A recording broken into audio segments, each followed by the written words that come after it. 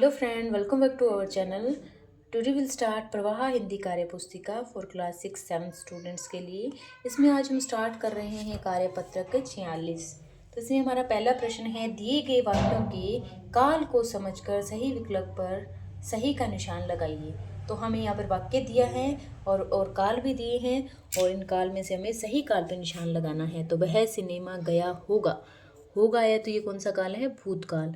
तेज आंधी आई थी, मतलब चली गई आकर, तो वो हो गया भूतकाल।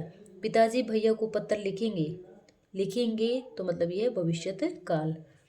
आरती पढ़ रही है, तो ये कौन सा काल हो जाएगा? वर्तमान काल। अगले माह हम लोग घूमने जाएंगे, आगे जाएंगे, तो जाएंगे आ गया तो यहाँ पर ये भविष्यत काल। ठीक है आ गया तो वर्तमान काल। अगला प्रश्न है, वाक्यों को निर्देशानुसार, सॉरी कहाँ पे है, हाँ ये रहा। वाक्यों को निर्देशानुसार बदलकर पुनः लिखिए। निर्देश के अनुसार इनको बदलना है। मैं इस घर में रहता था, तो मतलब मैं इस घर में रहता हूँ। तो क्या था? भूतकाल था, भूतकाल से वर्तमान काल। मोर नाच रहा है, तो ये कौन सा काल है? वर्तमान। इसमें हमने बना दिया इसको मोर नाच रहा था। ठीक है, तो हमने इसको भूतकाल बना दिया। मैंने आज क्या खाया, तो ये कौन सा है?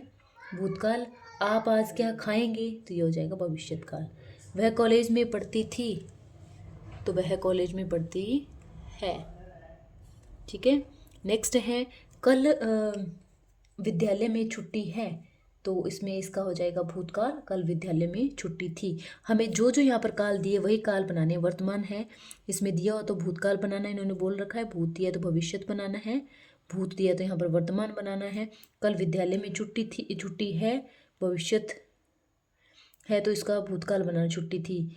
कल हम दिल्ली जाएंगे, भविष्यत काल है तो वर्तमान बनाना है, तो आज हम दिल्ली जा रहे हैं, तो ये हो जाएगा वर्तमान काल। इसी के साथ डन होता है कार्यपत्रक 46, और हम स्टार्ट करेंगे कार्यपत्रक 47। 47 में पहला प्रश्न है, नीचे दिए गए पोस्टर को ध्यान से पढ़िए और प्रश्नों के उत्तर दीजिए। पोस्टर हमें दिया है, स्वस्थ भारत मिशन, कूड़ा डाले सिर्फ कूड़ेदान। इस बात का रखे ध्यान पेयजल और स्वच्छता मंत्रालय, भारत सरकार। यह विज्ञापन जारी किया गया है, किसके लिए जारी किया गया? पेयजल और स्वच्छता मंत्रालय द्वारा ये विज्ञापन जारी किया गया है। ठीक है, नेक्स्ट है, यह पोस्टर संदेश दे रहा है, तो ये पोस्टर कह रहा है ना गारंटी दे रहा है कोई चीज़ की, ना खेत किसानी, ना पर ये दे रहा है कूड़ेदान के उपयोग का संदेश दे रहा है। पोस्टर में दिए गए चित्र के अनुसार दिए अनुसार हमें क्या क्या करना चाहिए और क्या क्या नहीं करना चाहिए लिखिए। तो हमें हमेशा कचरा कूड़ेदान में डालना चाहिए। ठीक है, क्योंकि पोस्टर में बोला है कि स्वस्थ रखो भारत, स्वस्थ भारत मिशन है, कूड़ा डाले सिर्फ कूड़ेदान, इस बात का ध्यान रखना है। ठीक है, और हमें कचरा कभी भी इधर उधर नहीं फेंकना चाहिए। यदि हम कूड़ेदान का उपयोग नहीं करेंगे तो क्या होगा? तो हमें पता ही है कि चारों तरफ क्या हो जाएगा? कचरा ही कचरा फैल जाएगा और बीमारियाँ फैलेगी। स्वच्छता से संबंधित कोई दो स्लोगन आप भी लिखिए। तो इसमें हम लिख सकते हैं, स्वच्छता ही सेवा है, गंदगी जानलेवा है, हर नागरिक का हो ये सपना, स्वस्थ हो संपूर्ण भारत अपना। ठीक है, तो ये दो स्लोगन हम लिख सकते हैं। आप लोगों को कोई और स्लोगन याद है तो आप कोई और भी लिख सकते हैं, अगर ये लिखना चाहे तो ये भी लिख सकते हैं। ये हमारा डन होता है कार्यपत्रक 47, और अब हम स्टार्ट करेंगे कार्यपत्रक 48। क्या दिखाई दे रहा है? तो हमें क्या दिखाई दे रहा है यहाँ पर? चित्र नंबर 1 में तो पिंजरे में तोते बंद है, या फिर पिंजरे में तोते बंद दिखाई दे रहे हैं, पिंजरे में तोते दिखाई दे रहे हैं। ठीक है, बंद पिंजरे में तोते दिखाई दे रहे हैं, ऐसे भी लिख सकते हैं, बंद पिंजरे में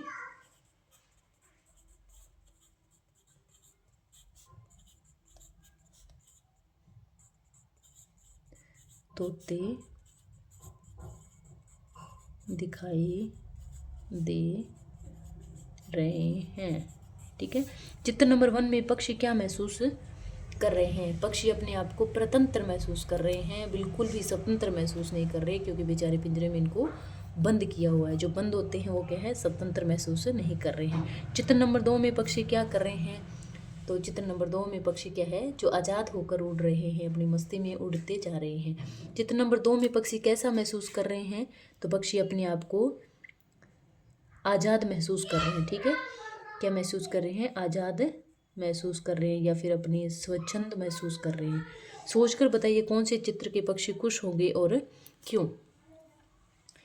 हमें चित्र नंबर 2 है, उसके पक्षी क्या है?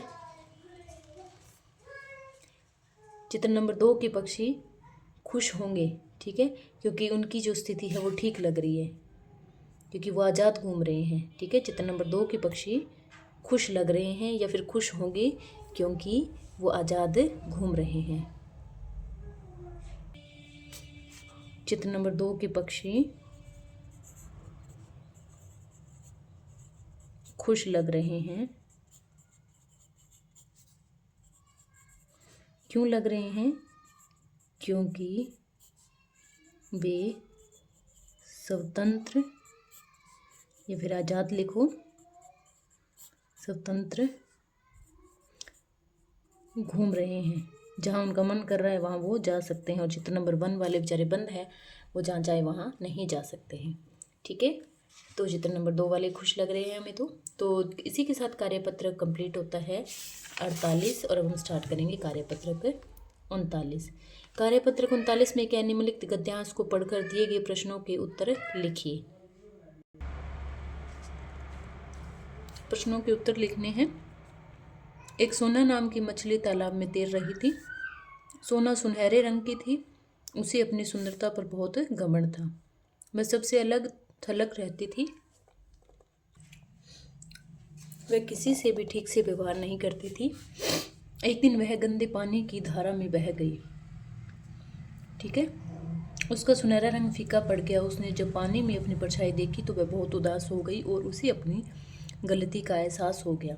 उस दिन से वह सबके साथ मिलकर रहने लगी। तो मछली को घमंड था। मछली को किस चीज़ का घमंड था? क्योंकि वो बहुत ही सुंदर थी, सुनहरे रंग की थी ना, तो उसे सुंदरता का घमंड था। मछली पहले रहती थी, किस में रहती थी पहले? तालाब में। मछली कौन से रंग की थी? तो मछली थी वो सुनहरे रंग की थी। एक दिन वह डैश की धारा में बह गई, तो वो गंदे पानी की धारा में बह गई। मछली उदास क्यों हो गई? क्योंकि वह गंदे पानी की धारा में बह गई थी। उस बहने से उसका क्या हो गया? सुनहरा रंग है वो फीका पड़ गया था। यदि तुम सोना मछली की जगह होते तो सबके साथ कैसा व्यवहार करते? तो ये तो पता ही है, हम सबके साथ मिलकर रहते और सभी से अच्छा व्यवहार करते। नीचे दिए गए शब्दों के अर्थ लिखकर वाक्य बनाइए। तो देखिए, घमंड, घमंड क्या होता है? अभिमान। प्रियंका को अपनी सुंदरता पर घमंड है। परछाई मतलब छाया। शेर को कुएं में अपनी परछाई दिखाई दी, ठीक है। सुनहरा मतलब सोने जैसा। परी के बाल सुनहरे हैं। सुनहरे मतलब सुनहरा जैसे मतलब सोने जैसा, तो परी के बाल सुनहरे हैं। धारा मतलब लहर, तो नदी की धारा क्या है? तेज है। उदास मतलब दुखी, तो आज सुरजीत उदास है, ठीक है। तो ये हमारा डन होता है कार्यपत्रक 39। और हम स्टार्ट करेंगे कार्यपत्रक 45। इसमें देखिए, निम्नलिखित गद्यांश को पढ़कर दिए गए प्रश्नों के उत्तर लिखिए। मैं तो वही खिलौना लूंगा, मचल गया दीना का लाल। खिल रहा था जिसको लेकर राजकुमार उछाल उछाल। व्यथित हो उठी माँ बेचारी, था स्वर्ण निर्मित वह तो। खेल इसी से लाल नहीं है राजा के घर भी यह तो। राजा के घर नहीं नहीं माँ, मैं तू मुझको बहकाती है। इस मिट्टी से खेलेगा क्या राजपुत्र तू ही कह तो। फेंक दिया मिट्टी से, उस मिट्टी में उसने मिट्टी का गूढ़ा तत्काल। तो खिलौने के लिए मचल गया था कौन? खिलौने के लिए दीना का लाल है वो मचल गया था। राजा के घर में किस तरह का खिलौना नहीं है? तो राजा के घर में कौन सा खिलौना नहीं है? मिट्टी का खिलौना नहीं है। माँ दुखी क्यों हो उठी? तो माँ राजकुमार के स्वर्ण खिलौने को देखकर दुखी हो उठी, क्योंकि वह गरीबी के कारण क्या है, उसे नहीं दिला सकती थी, उसे लाकर नहीं दे सकती थी, इसलिए वो उसको कभी कुछ न कुछ बातों से बहकाती रहती थी, ठीक है। राजपुत्र का अर्थ है राजा का पुत्र। इसी तरह पुत्र शब्द जोड़कर आप भी 3 शब्द और बनाइए। तो ब्रह्मपुत्र, सुपुत्र और कुपुत्र भी होता है, घनिष्ठ पुत्र भी होता है, ठीक है। राजपुत्र। नेक्स्ट प्रश्न है, उपयुक्त गद्यांश में से सर्वनाम शब्द छांट कर लिखिए। निम्नलिखित उपयुक्त गद्यांश में क्या है, सर्वनाम शब्द को छांटना है। मैं वही, जैसे मैं हो गया, वही, जिसको, वह, यह, मुझको, तू, इस, उसने। सर्वनाम वही होते हैं ना जो संज्ञा की स्थान पर प्रयुक्त होते हैं, जैसे मैं, वही, जिसको, ये सारे क्या हो जाएंगे यहाँ पर सर्वनाम हो जाए। इस कविता में बच्चा माँ से नाराज हो रहा है, क्यों? इसीलिए क्योंकि बच्चे को वही सोने का खिलौना चाहिए जिसे राजकुमार खेल रहा था और उसकी गरी माँ उसे लाकर नहीं दे पा रही थी। ठीक है। क्वेश्चन नंबर 7 है, आपने भी कभी किसी वस्तु के लिए जिद की है, उसके बारे में लिखिए। तो आप कुछ भी लिख सकते हो। हाँ, मैंने भी एक बार महंगी साइकिल के लिए जिद की थी, या फिर कोई खिलौने के लिए जिद की थी। जो भी आप लोगों की जिद है तो वो आप यहाँ पर लिख सकते हो। इसी के साथ डन होता है हमारा कार्यपत्रक 50। Thanks for watching, please subscribe my channel. Bye bye.